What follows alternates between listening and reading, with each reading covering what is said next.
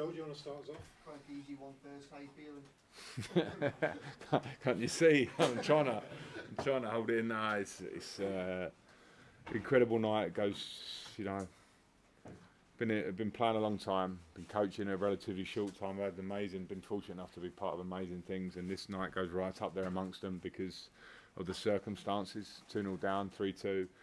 Premier League safety and what that means to this club from the top to the bottom, or the bottom to the top. The fans, the board, the players, myself, my staff, and that's special.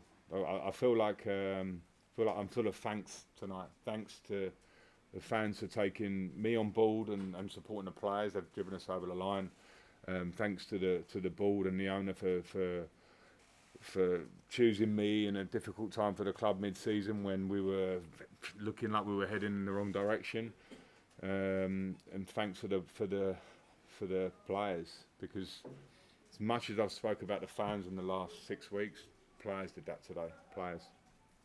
What was going through your mind at half time, and what did you say to the players? Obviously 2-0 down, such a big match. Well, yeah. Well, part said this in one of the other interviews. Part of managing is acting. So you hide your inner thoughts, because I think, and I'm going, okay, where does this go? Because the game wasn't going the way we wanted it. The second goal was, so bad for us. And but it was like, okay, we've changed to 4-3-3. We're going to change Dele, bring in Dele for legs and energy. Can you get nearer the front men? But that's not important. What's important is how much fight have we got in spirit to turn this game around. Because at that point you go, okay, if we get a goal, my feeling, we get one goal, this crowd's going to erupt, and they suck the ball in the goal, as the old saying goes, when it gets to the Gladys Street end. So can we do something about that? And then the rest is them. So fighting spirit's one thing, but quality also matters. How pleased were you with Dele Alli when he came on and the impact that he did have on the game? Yeah, really pleased, because that's I understand.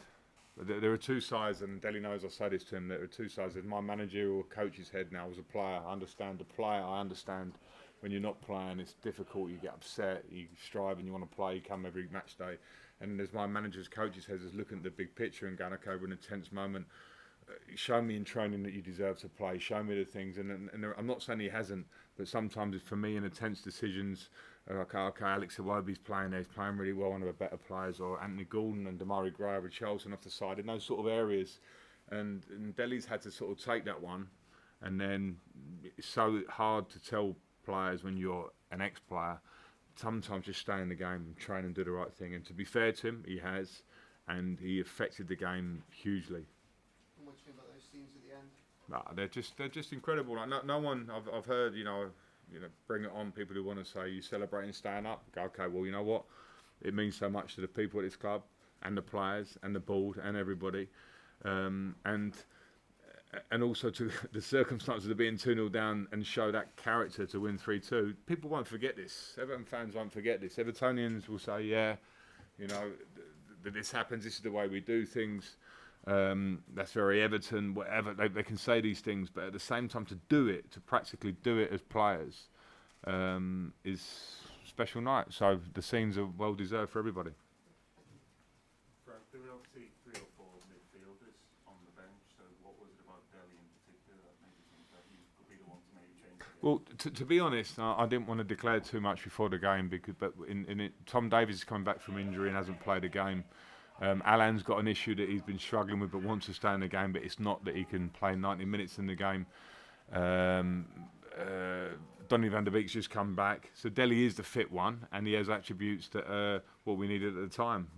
Legs, quality, bit of arrogance, can join in up towards the front end of the pitch, and he did all the things you want from him. Just on Dominic, his performance there felt like the Dominic of old, and what did you make of the performance?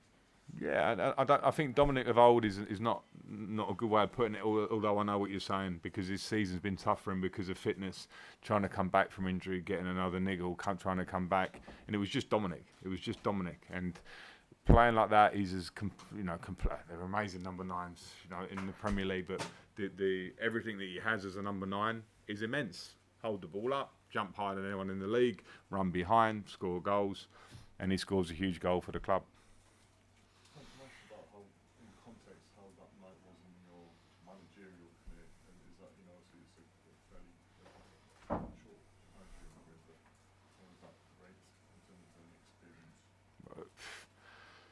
right up there, possibly at the top. I was fortunate enough to be at a great club at Derby, who gave me the opportunity, and Mel Morris gave me the opportunity that I'm always thankful for.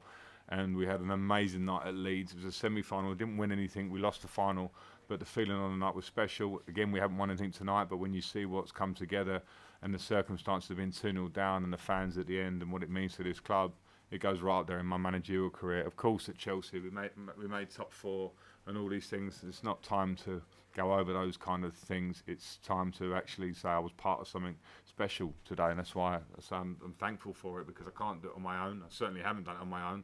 The club's come together. And just like obviously the consequences of going down, you know, the losses of the club, the moves in the new stadium, everything that goes with dropping out of the Premier League. How relieved are you that you've got the job done? Yeah, I am. You know, I did the press yesterday, and I was probably a little bit niggly because I felt like I was getting asked the same question. It's obvious, you know, like it's obvious that it's tense. It's obvious that there's pressure. It's obvious that 2 red cards or red cards are not going to help you win a game. But the reality is that we want to stay in the league, and it's a tough fight. I come here, we'd won 1 game in 14. That trajectory means that if we'd have carried on with that, we'd get relegated. And the feeling I felt in week 1 and 2 when I'm trying to take in all the information was that we're in that form. The confidence is low. The club needs a lift, but it's not easy when games come thick and fast. And so to find momentum at the right time after Burnley was tough for everybody. To find momentum and dig in has been a massive achievement for the club, because we know the permutations are going down. It would have been huge for everybody, not least the Everton fans who want to come and watch us play against Liverpool twice a year and against top teams and fight to show that we're proud to be in the Premier League, which we've been for so many years. And that's the main thing tonight. Just after that, were there any issues with the fans coming onto the pitch? There was some footage of Patrick having a swipe at one of the fans, I think. I just wondered whether, like the good old days, just wondered if there's any issues with any of the players or... No, there were none. And, you know, I feel for Patrick, because I didn't get him at the end because of how it all erupted for us. But I would have said, come in with us. You know, we might not have wanted that, but, you know, come in with us. I know how managers feel, you know, so I didn't get that. And of course, he's running across a pitch of 80 yards across a lot of our fans running on. So it's not easy. But you know what? There's nothing from me. Not that I know that there were any issues. It was pure elation of fans that want to stay in the Premier League, that come on the pitch. And, you know, I can't complain when I'm up on the director's box, you know, jumping up and down in front of them. You know, it was a special moment for the football club. And I think if done in the right way, let them stay on the pitch and enjoy it for a bit. As long as everyone's behaving and we don't see scenes like we saw the other night, everyone's behaving and they're happy and they go home, let them have their moment. It's what football's all about. We're going to sort of handcuff them to the seats when we go from 2-0 down to winning 3-2 and stand in the league. As long as they behave, no problem. I have a question to you. Now that you're safe, maybe you can admit, did you have a moment maybe in the last couple of months in which privately you thought, maybe I should have accepted the job?